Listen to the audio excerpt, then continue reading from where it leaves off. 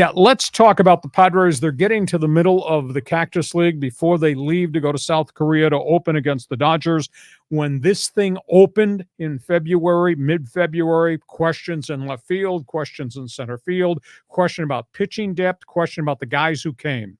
Well, here's the scorecard at the middle of the Cactus League. Michael King, the ex-Yankee, pretty impressive. Drew Thorpe, who has dominated in the minor leagues, really impressive in exhibition games. Randy Vasquez has pitched well in a couple of starts. Adrian Morion's had a couple of one-inning outings, has yet to give up a run. We've seen the flashes of the Japanese and the Korean relievers, Yuki Matsui and Wook So-go. Okay so far. Matsui probably be back on the mound this weekend. The big story is what's going on in the outfield. And they've tried really hard with Jackson Merrill. Jackson Merrill struggled to get above the 200 average offensively at home plate, but he's playing really well defensively. However, Sugar Azúcar has had a really good spring. I think he's hitting 286.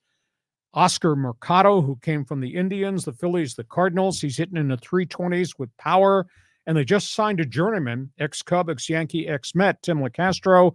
He's got 5 hits in his first 6 at-bats, and he's got 4 RBIs. And in terms of guys not having good springs, we don't know about Joe Musgrove. He got knocked out of the first inning each of his 2 starts. Doesn't look like he's ready. Maybe he stays here as part of extended spring training. Robert Suarez doesn't look as dominant as he needs to be right now. I think he'll be there on opening day.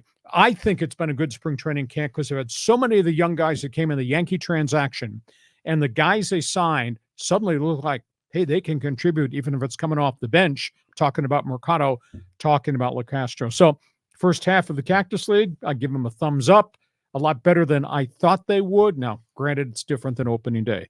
That's what I say. What does Riley say? Okay.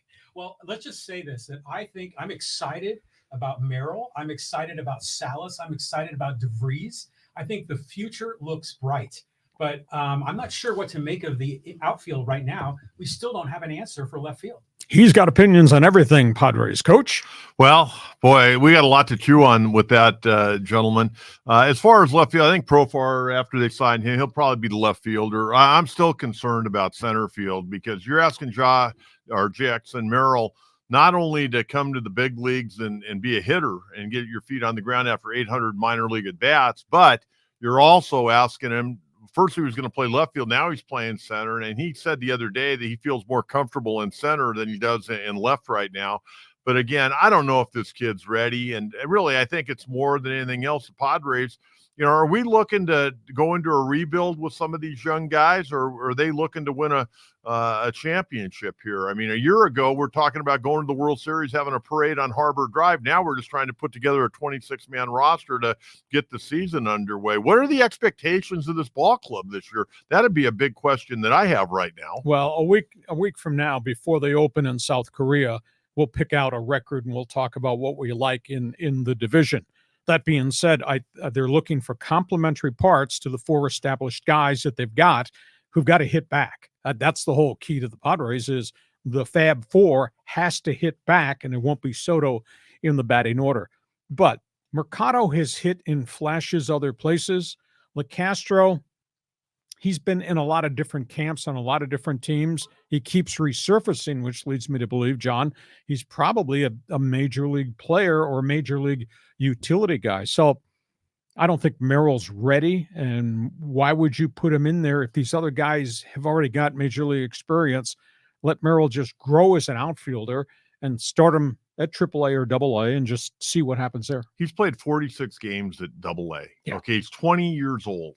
Let the kid grow and mature and get an opportunity to develop. And when you do bring him up, I mean, there's always a chance when you bring a guy up the first time that he's probably going to get shipped back at least once, if not a couple of times. But, let's look at this a year from now, or maybe even later this year. Now, as far as Oscar Mercado, Padres had him in AAA for a while last year. I thought they should have brought him up last year. I think right now he's won a job on this roster. As far as LeCastro, his greatest asset is being able to run. He stole 45 out of 50 bases at the big league level. He's like a 226 hitter. He's really a 5th outfielder. And really, to be honest with you, he's the type of guy when the rosters expand by a couple of players in September, you bring him up and let him be that extra guy that can steal a base for you if you're in a pennant race. But, okay, what concerns you about the pitching staff? Are you as scared about this capsule thing and the fact that Musgrove has made his bones throwing hard sliders? There's a wear and tear factor. What do you think happens to him? How do they handle this? Because he's sure not ready, I don't think. Well, he threw on the backfield the other day, and Joe had said his first couple of times out that he was working on a different slider. Now, Lee, you and John, we've all been to spring training. Okay, breaking balls in Arizona can be a little bit dangerous. I remember when Woody Williams pitched for the Padres way back when, and Woody'd come out of spring training with an ERA, north of 30, and everybody was worried. But, he'd get in the regular season and get it rolling. I think the biggest thing with Musgrove for me, get out of spring training healthy. Yep.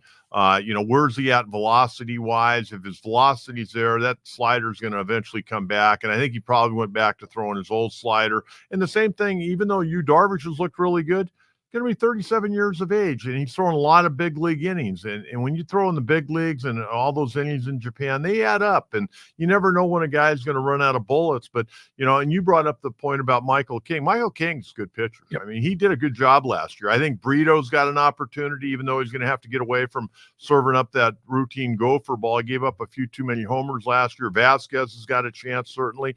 And Drew Thorpe, in his one time that I saw him pitch, he pitched very well the other day. But again, you're asking a guy that played at 3 different levels last year, got to Double-A. Granted, he was 14-2, only his first year of pro ball. Let's give him a little bit of an opportunity. And I can see at some point in time him maybe getting an opportunity with the big league club this year. And the relievers, Matsui and Go, they've only thrown one time each.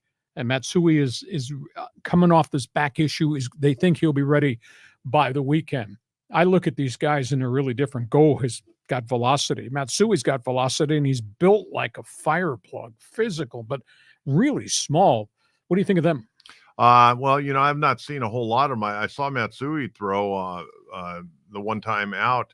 I thought he looked really good. Go, I've only seen on tape. He looked awful good. I mean, I think Padres got a couple of guys that are going to really help this ball club. Now, as far as Matsui, they're saying he's making progress from a back, but you know how. I mean, you could sit in a chair and stiffen up, and all of a sudden you can't straighten up when you get out of that chair. Be interestingly, with the early time to head out to Korea, we'll have to wait and see if he's on that plane. It wouldn't be surprising to me if they end up leaving him at home. We'll have to wait and see how that thing progresses. Yeah, they have to take 28, and then they have to cut to 26 for the games against the Dodgers.